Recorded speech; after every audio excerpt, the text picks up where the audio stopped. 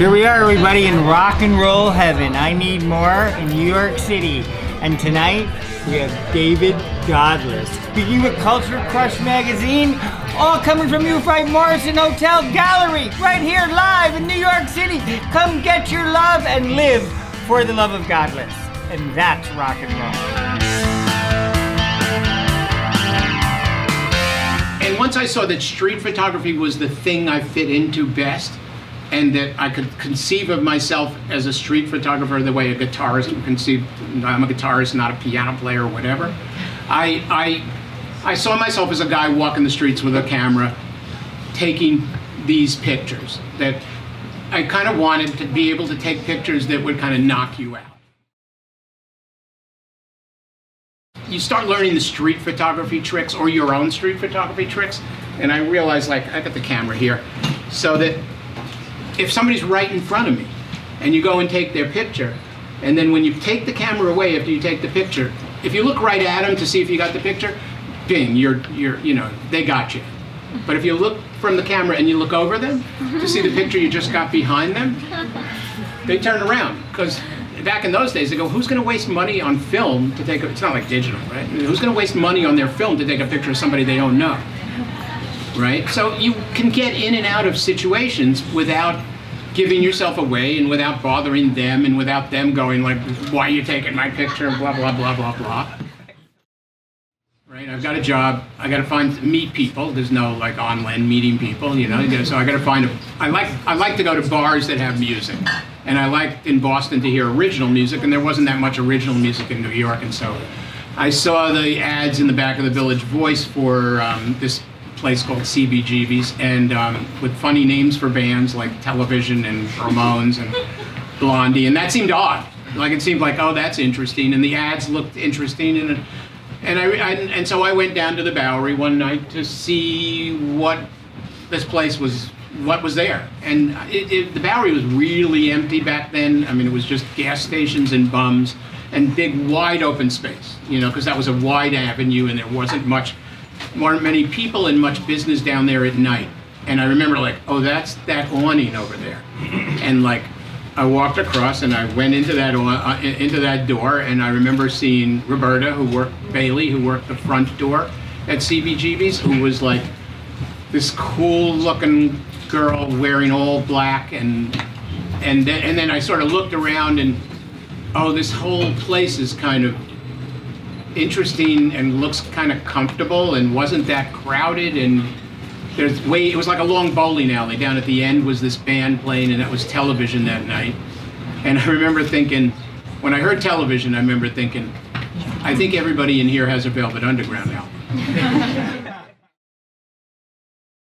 And so here was another New York scene that I could see was based on that whole New York rock and roll thing, which was very much wear the clothes you wear on the street, and very black and white, like my pictures. And just what I would do with photo books is just suck them up, just look at them and look at the pictures, and it was just nourishment for my eyes. And so one of the first nights I was at CBGB's, I was like, I'm not really a rock and roll photographer. I don't want to shoot in the dark with a flash, but the moment of having just looked at these Versailles pictures, I had like one of those kind of moments where I went like, oh, I bet I could shoot at night by natural light and be kind of a street photographer at night. And then in that way, because the scene was involved with many people doing many things, whether they were filmmakers or musicians, and I went, this is what I can do in this place, is shoot pictures if I can figure out how to shoot at night like Versailles did. Obviously, that's the Ramones. Right. And so I was shooting by natural light, so I wanted to be able to do something where you can see the crowd and you can see the Ramones.